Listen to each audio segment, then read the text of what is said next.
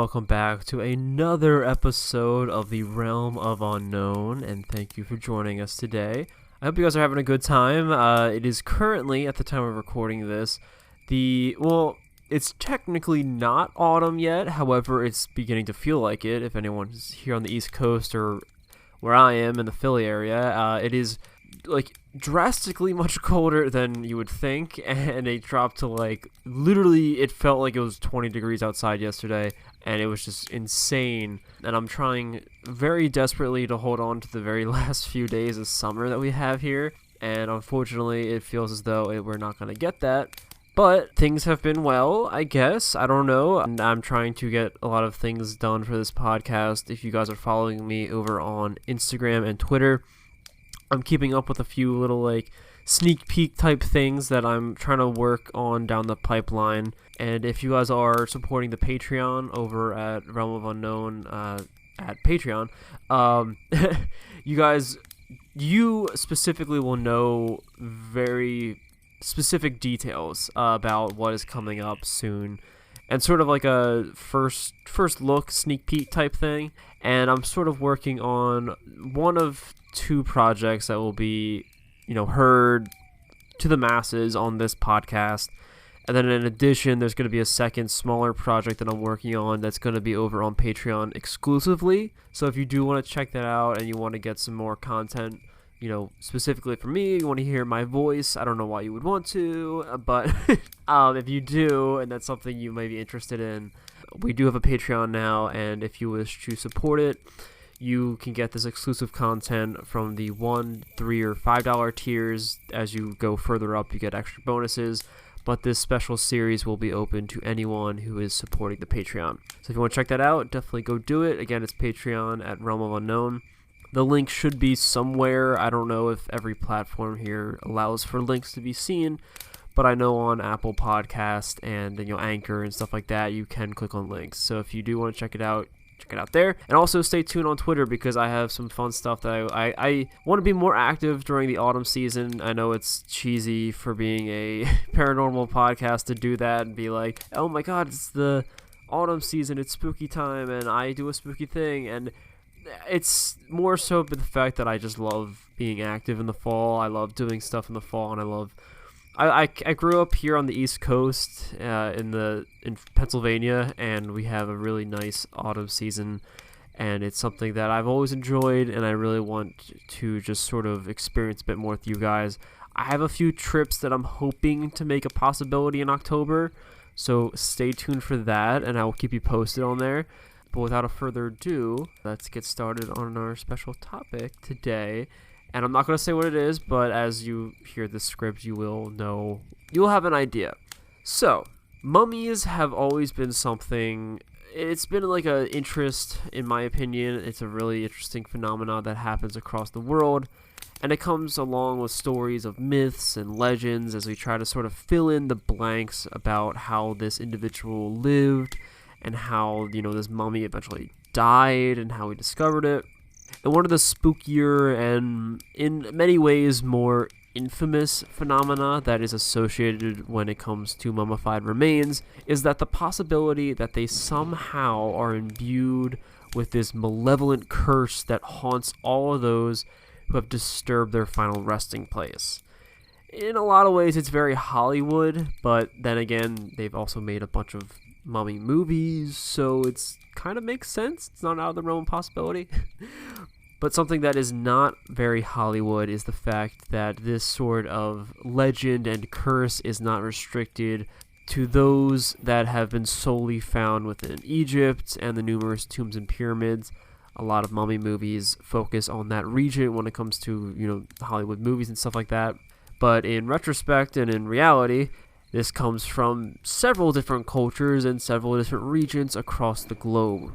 This brings us to today's topic, something that I have sort of vaguely known about for a while now and have been trying to find a time in order to talk about it. And that is the discovery of a set of frozen remains preserved within the ice of the European Alps. After their discovery, these remains sparked several questions from experts and researchers alike, in addition to several strange rumors and chats and talks and discussions of a curse that may be plaguing all of those who have been researching the remains. So let's begin. Hopefully no curse comes my way, or your way. Hopefully by proxy no one's affected. So on October of 1991, I was not even a thought at this point, a curious discovery had been made among the cold peaks of Italy's Ötzi Alps. I'm probably pronouncing that wrong, but bear with me.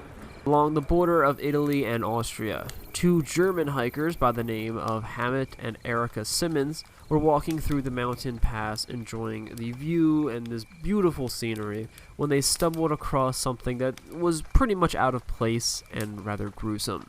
Buried within the ice up to its chest was the human corpse frozen solid. Standing out amongst the white snow and ice-covered landscape, it was rather easy to spot out, and the startled couple at first thought it was the body of a lost mountain climber that was also up on the mountains like they were, and quickly they notified the local authorities. After several failed attempts to extract the mysterious body from the ice, this was due to a lot of bad weather that was going on at the time, and unfortunately it delayed the recovery a few days. It was finally recovered on September 22nd and was found to be wearing several layers of clothing made from various materials including woven grass, animal skins, and leather, as well as having deer hide shoes which had bearskin soles, which they were rather durable and constructed in order to endure this sort of wet and cold environment. The mysterious corpse was also in possession of a flint knife, a very well-crafted copper axe, a simple fire-starting kit, a scraper, drill, bow and awl, an unidentified tool made out of antlers, and an unfinished longbow, along with 14 half-finished flint-tipped arrows. So he was pretty well equipped, at least for his time. The body itself, which had been completely mummified within the ice, was determined to be that of a man within his mid-40s. A smaller statured individual standing at about 1.65 meters, or for anyone here in America, 5 feet and 5 inches. And he weighed approximately 50 kilograms, or roughly 110 pounds, this being while he was alive. And he had lived between the years of 3,359 and 3,105 BCE, making him well over 5,000 years old and the oldest known preserved specimen, that of a human, in all of Europe, which is rather fascinating to me to think that he is, at this point in time, the oldest discovered person of Europe, like the region of Europe in total. That's insane. So the body was also covered in a total of 61 tattoos arranged in 19 patterns, all ornate black lines along his back and down to his legs. The discovery had been known variously as Ötzi, the Iceman, and in other circles and other nicknames he is also known as the Cimmerian Man, and his discovery would become a rather baffling puzzle for those who had been studying him. Researchers used increasingly sophisticated technologies and techniques to try to come up with some sort of understanding about the mystery involving this individual's identity, his life, how he lived, and eventually how he died, and sort of got to the middle of nowhere, because this is very remote, and it seems odd to have discovered a lone body up in this region. Over the years, it had been speculated rather numerously about what he could have been during his life. Many theories came up about him being a sheep herder, a hunter. Some thought that he was a copper smelter, a shaman, soldier, chieftain, loads of different things. His death had the same amount of speculation when it came to it, and that had to do with people really just not being able to pinpoint what possibly, was his end. Many thought that maybe this had to do with a hunting accident. Many people thought that this could do with a battle or ritual sacrifice of some sort, perhaps from a tribe of his region. And a lot of people eventually sort of settled on the idea that he died due to exposure with the harsh elements.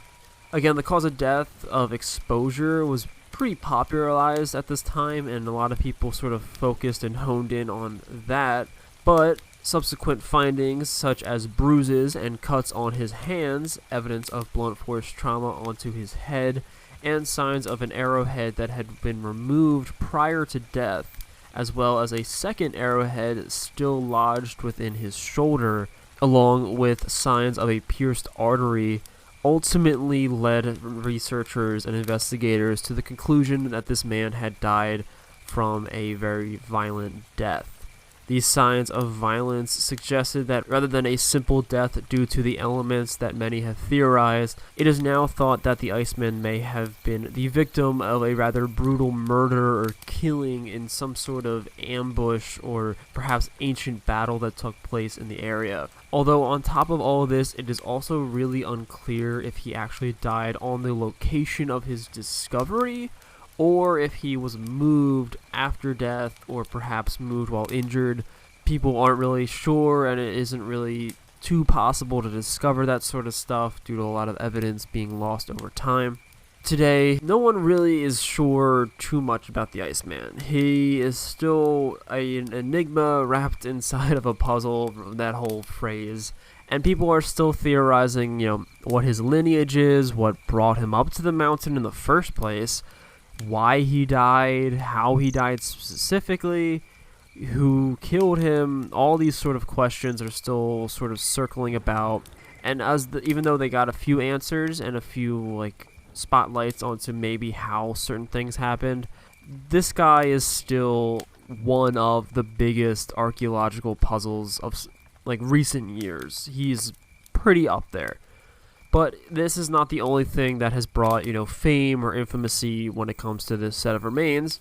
In addition to the mystery surrounding the Iceman's life and death, is that of the strange stories that the mummy is surrounded by some sort of curse, and that this curse could potentially, so far, may be the cause of the deaths of 7 people associated with the discovery and research of the Ötzi Mummy at this time.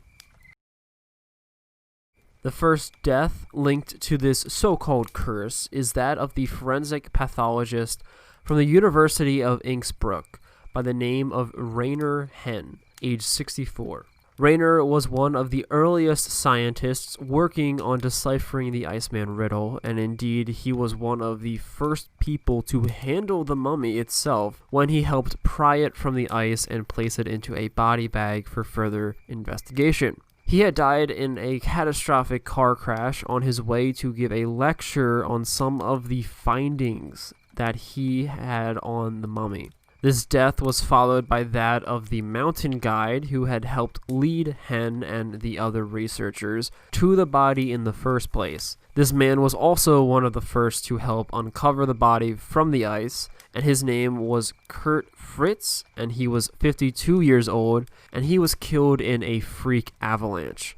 Oddly enough, however, despite him not being the only person in that group that was up in the mountains at the time of this incident, Fritz was the only one to be hit by this deadly wave of snow and ice crashing down the mountain.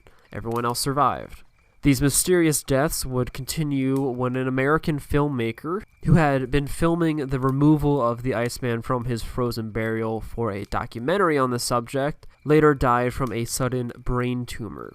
These events happening one after another is creepy enough and sort of odd in its own right, but at this time, rumors of a curse surrounding the Ötzi ice mummy had already sort of been circling about. People began to think that uncovering it and disturbing it had awoken some sort of mysterious evil force bent on revenge and stuff like that. And this sort of vengeance would not stop at the death of the tour guide and filmmaker, and it would continue to claim a few more victims. Next was one of the actual hikers who had first discovered the Iceman's body while up on the mountains. Helmut Simmons, the man we talked about earlier, along with his, I believe, wife, was age 69 at the time when he went missing while on a hike through Austria's Geiskagel Peak on October of 2004.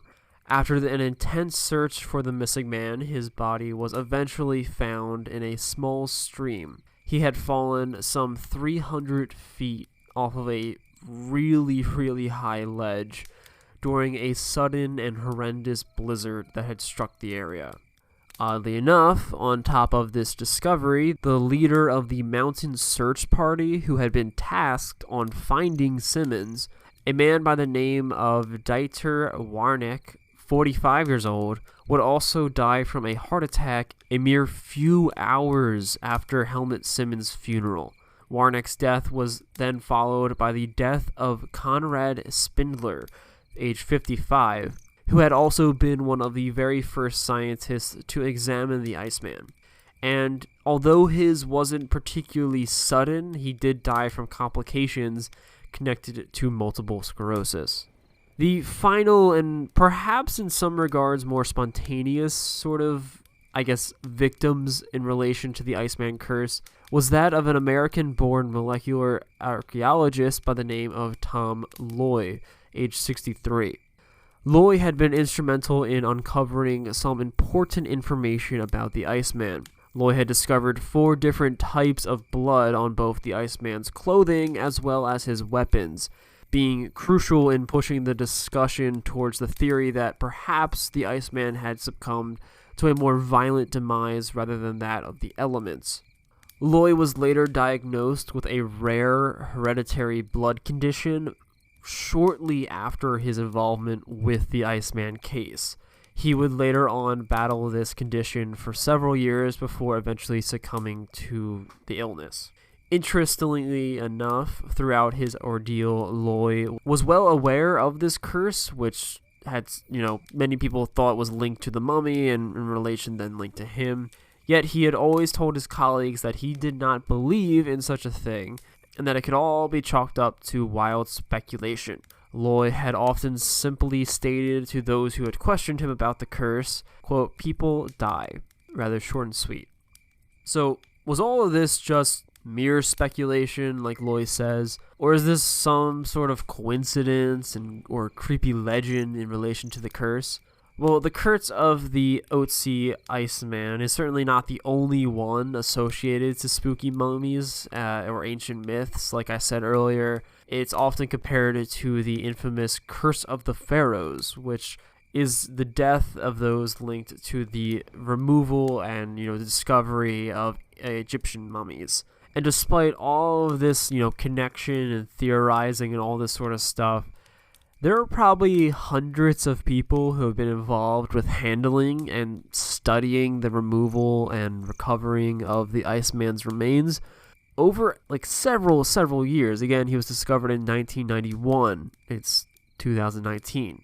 So statistically, 7 deaths out of that total number isn't all that concerning, especially in the involvement of several, older gentlemen, people with illnesses, and people who, went hiking and did, more dangerous, occupations and hobbies. So it's not all too out there that they may die shortly after such a discovery.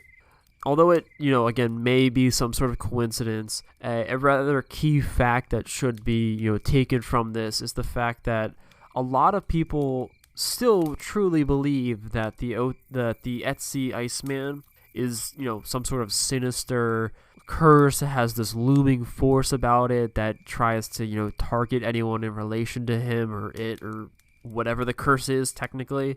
However, at present, the remains are kept in a refrigerated, technologically advanced chamber deep within the bowels in the South Toy Museum of Archaeology in Bolzano, Italy, and the curse seems to be, at this time, silent.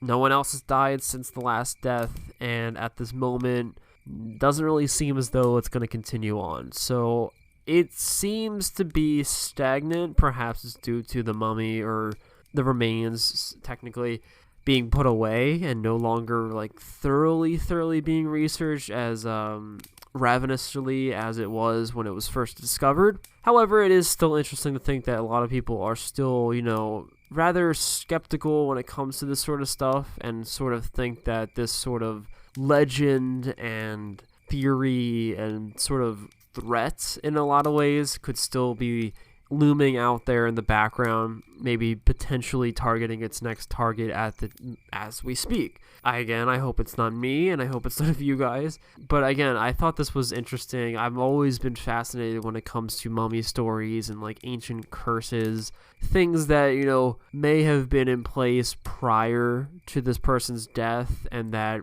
in the ancient time wasn't that big of a, you know, concern, or wasn't that too like out there when it comes to like being a possibility. However, us in the modern age just happened to stumble upon it and don't know anything about this so-called curse and just happened to open it up, and we're just dumb, curious people wanting to know answers.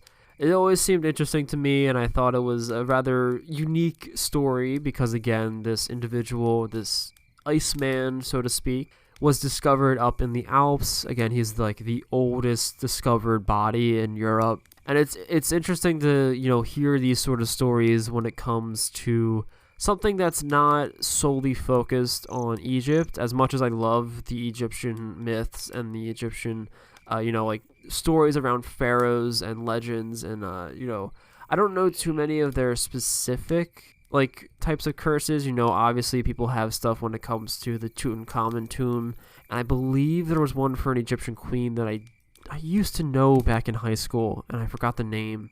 But, you know, it's definitely something that has been in the mainstream a bit more often than it comes to other curses and other ancient discoveries. I'm sure there are several when it comes to other locations. You know, we've got a lot of ancient cultures down in South America and Central America and nearby, and a lot of people have those stories when it comes to Native American burial grounds here in America. So I'm totally possible. I don't know why people aren't focusing on these ones more. Perhaps we will talk about a few of them. We talked about a few of them in recent topics when it comes to Native American ritual areas and sacred ground. It's a lot of America, or I should say a lot of the U.S., but Canada has a lot of them too. But again, it's interesting to talk about something that is technically the same thing as the Egyptian, like pharaoh stories, but in an area that you wouldn't particularly associate to that sort of stuff. And again, like, he's just found in the middle of nowhere. It's bizarre, and I thought that there was a lot of interesting things to talk about when it comes to this story. Again, it wasn't anything too paranormal technically, and I know it's not like a ghost story, and it's not, you know, like a UFO or whatever. But I do want to talk about some more interesting like stories and bizarre topics, because I just like it. Again, it's the podcast is the realm of unknown. It doesn't, you know, solely have to focus on the paranormal or, you know, ghosts and stuff like that. It can range from a lot of things, and I've got a few interesting stories that I want to talk about in the near future, and I hope you guys will enjoy them, because I personally do, and I definitely would like to share that with you guys. But I am wrapping this up because I'm rambling on, and I hope you guys enjoyed the topic of the Ötzi Iceman. And, you know, if you guys have any information or any of your own stories in relation to this discovery, hopefully you aren't, you know, cursed, and you would like to share it with the rest of us, that would be greatly appreciated. You can share it with me over on Twitter and Instagram at Realm of Unknown. Or, you know, you can email it to me personally at realmofunknown@gmail.com. Again, if you guys want to help support the podcast and help support the brand in relation, you can check me out at Realm of Unknown over on Patreon. Again, we have a $1, $3, and $5 tier list that you guys can help support from. The base tier will get you a newsletter, exclusive behind-the-scenes content, and in addition, extended, you know, bonus features such as the mini-series that I talked about, in addition to other topics and research that I will be doing on the side.